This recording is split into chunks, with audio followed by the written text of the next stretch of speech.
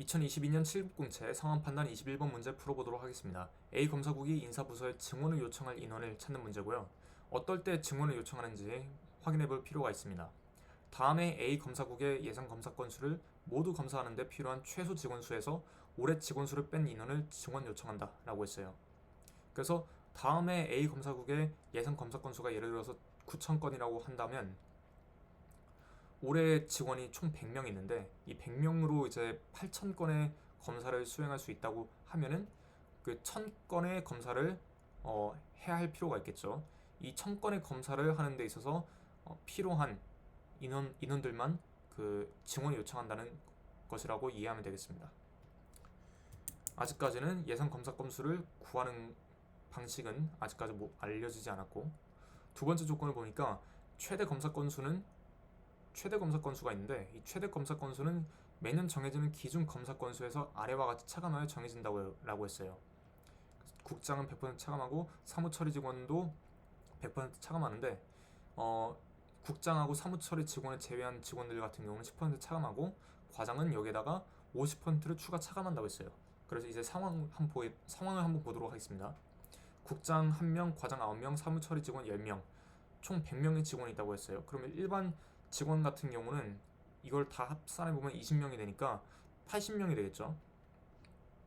내년에도 국장, 과장, 사무처리 직원의 수는 올해와 동일하다라고 했고, 그래서 여기 보니까 기준 검사 건수가 100건이라고 나와 있네요. 기준 검사는 여기서 최대 검사 건수를 구하는데 필요한 것이고, 자, 그래서 최대 검사 건수를 구하면 또 뭐가 좋느냐? 그 올해 검사 건수가 나와 있네요. 올해 검사 건수는 최대 검사 건수가 같다라고 했으니까 이 최대 검사 건수를 통해서 올해 검사 건수를 구할 수 있고, 또 마지막 조건을 보니까 우리가 꼭 구해야 할 예상 심사 건수가 올해 검사 건수의 120%라고 나와 있으니까 그래서 이거를 구하기 위해서는 최대 검사 건수를 구해야 된다라고 이해하시면 되겠습니다. 자, 그러면 올해 최대 검사 건수를 한번 구해보도록 하겠습니다. 자, 그래서 그 기준 검사 건수가 100건이라고 했는데 일단 일반 직원 같은 경우는 여기 10% 차감했으니까 90건이 되겠죠. 그래서 80명의 직원 같은 경우는 90건을 하면 되겠고, 올해에는. 그리고 9명의 과장 같은 경우는 이 90건 빼기 기준검사 건수의 50%를 추가 차감한다고 했으니까 기준검사 건수 100건이고 50%라고 하면 50건, 그래서 총 60건이 차감된다고 볼 수 있겠죠. 그래서 과장들 같은 경우는 다시 40건을 검사한다고 볼 수 있습니다. 그래서 올해 최대 검사 건수는 7,200에 360을 더한 7,560건이라고 볼 수 있겠습니다. 자, 그러면 올해 최대 검사 건수는 올해 검사 건수와 동일하기 때문에 그러면 내년 예상 검사 건수를 구할 수가 있겠죠. 7,560에 120%라고 했으니까 1.2배죠. 그럼 여기 20%를 여기 7,560에다가 7,560에 20%를 더한 금액을 구해보면 되는데, 그래서 7,560에 다시 756에다 2를 곱해보면 1512가 나옵니다. 그래서 여기다가 7,560을 또 더해보면 9,072가 나오는데 9,072가 예상 검사 건수라고 보시면 되겠습니다. 자, 그러면